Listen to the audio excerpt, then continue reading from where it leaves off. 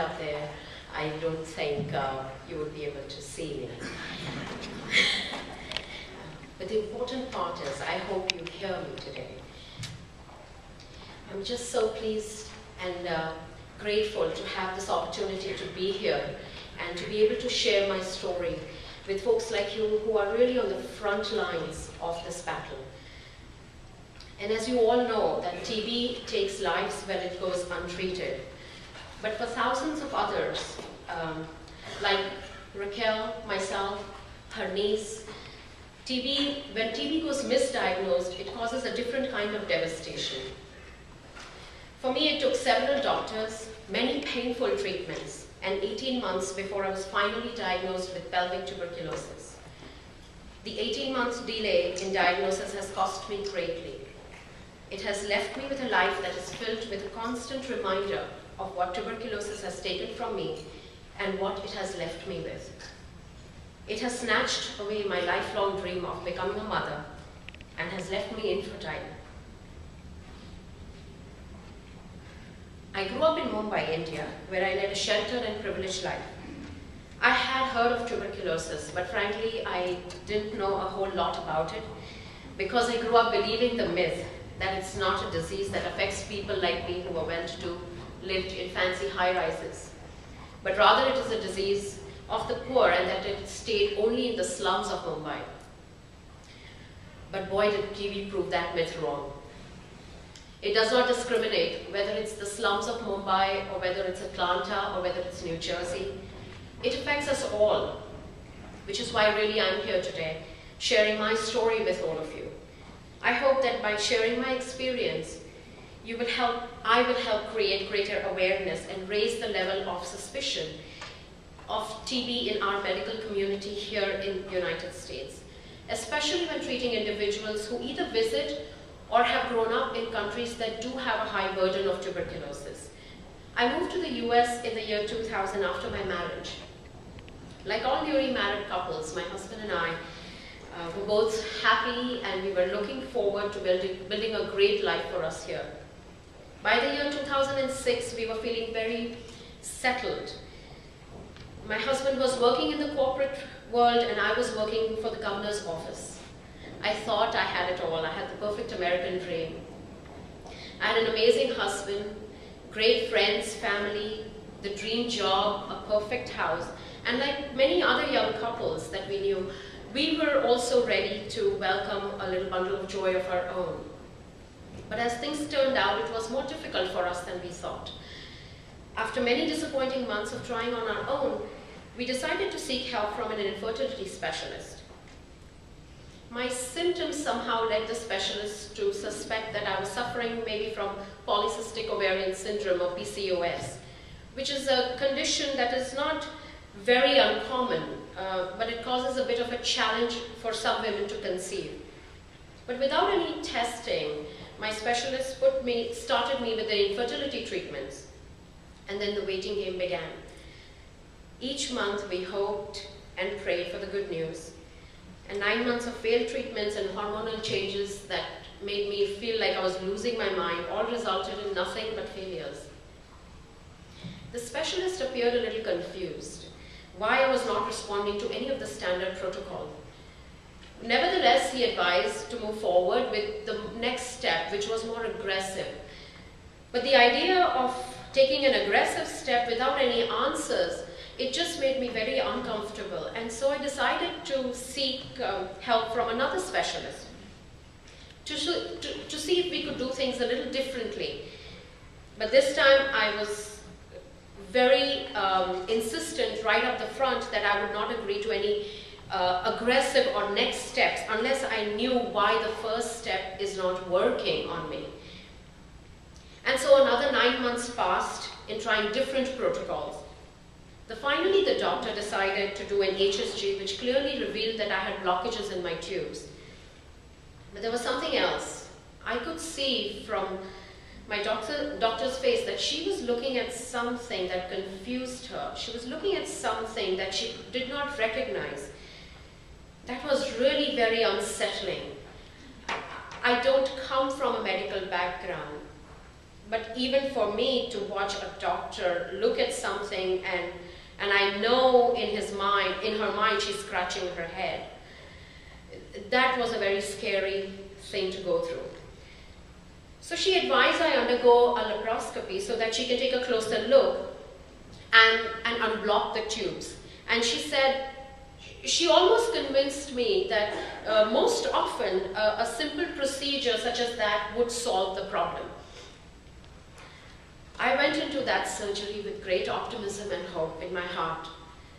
But unfortunately, I woke up from that anesthesia hearing my doctor tell me that she had to remove both my fallopian tubes because they were so badly scarred. Even in that foggy state of mind, I could feel my heart sinking. I just knew something was very wrong. Later that week, when the pathologist results came back, my doctor informed me that I had pelvic tuberculosis. And to me, it felt like a death sentence. Ironically, this is the same week that I was diagnosed with pelvic tuberculosis. At this time, I was in the hospital waiting for that laparoscopy. So it is all the more important for me. I feel that why I'm here today, it seems to be a calling for me now. But when I heard the word pelvic tuberculosis, I was so confused, scared, and horrified. I felt I was about to lose everything that I had worked thus far to build with me and my husband and our life together. But a part of me also thought that maybe it's a mistake. After all, I grew up believing the myth that TB doesn't happen to people like me who are well-to-do. It's a disease that affects only the poor. But that day, TB shattered the myth and my ignorance. So instead of living out my dream of becoming pregnant that year, I spent most part of the year taking energy-sapping drugs to rid my body of TB.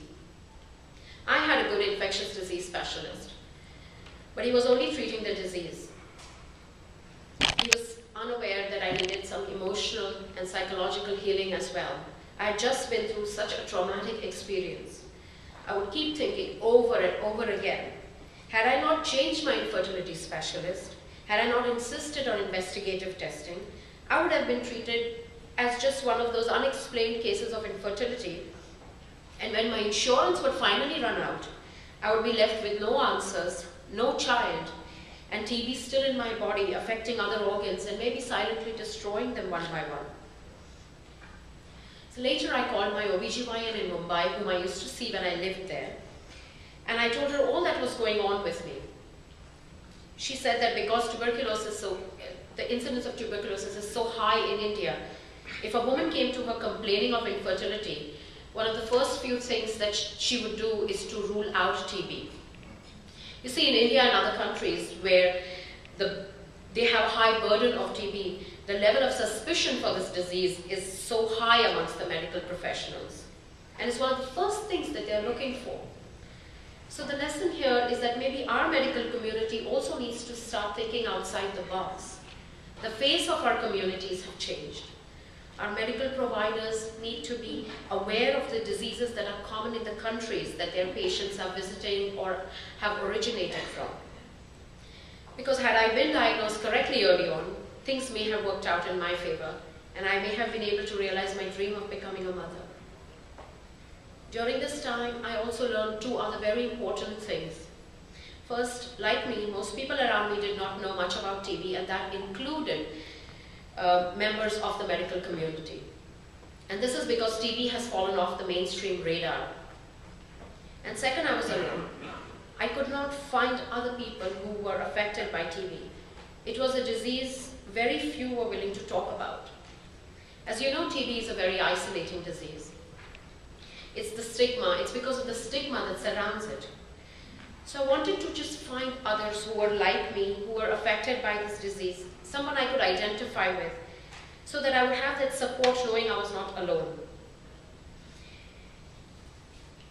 I was looking for somebody who was experiencing the same isolation as I was, maybe it be physical or emotional, and I was hoping that talking to somebody like that would help heal my own scars. But I was not able to find anyone. I asked my infectious disease specialist if there was a TB support group or somewhere where patients could go and exchange their thoughts and ideas something like a patient's forum even.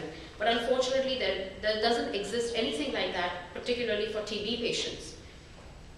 In many communities here in the United States and around the world, conditions like infertility and diseases like tuberculosis carry a huge stigma, and a woman is often made to feel ashamed and like a failure.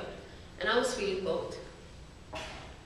But with the love and the support of my husband and my family, I slowly started to overcome the stigma.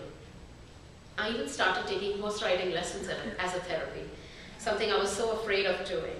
But I was just so lost and broken, and I really needed to rebuild myself. I had no faith in anything anymore. From being a confident woman, I was now afraid of everything. I was afraid of every sneeze, cough, cramp, everything left me paranoid. But with the unconditional love from an animal, I slowly started to regain my confidence and my courage. As time passed by, I realized that not many people would be talking to me about TB. Some people still treat it as a disease that dwells in the dark, and that's where it should stay. And so I decided I was going to stand up and start talking about it, and maybe shine a brighter light on this disease of the darkness.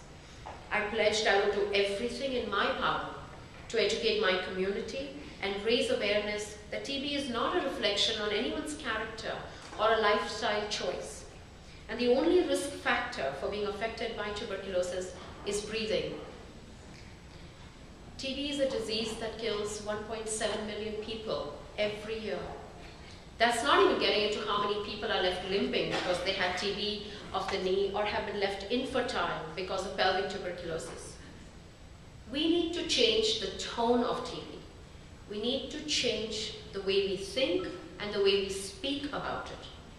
And this year's theme for the conference, A New Era in TB Management, gives me that optimism that together we will be able to eliminate this disease in our lifetimes.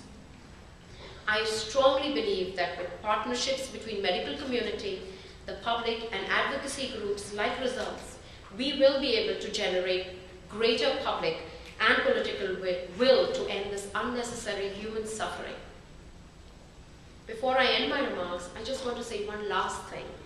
Tuberculosis is one of the leading causes of death for women worldwide, and I hope you will always keep it on your radar so that no other woman goes misdiagnosed and suffers from a disease that is perfectly curable, and if caught in time, she will not have to give up her dream of becoming a mother. I sincerely want to thank the National TB Controllers Association and the Conference Planning Committee for inviting me here today. And I want to thank Results and Lisa for making it possible for me to be here today. I also want to thank Dr. Lee Reichman, Eileen Napolitano, and all my good friends at Global TB for their constant encouragement and friendship. And most importantly, I want to thank you all for listening to me. Thank you.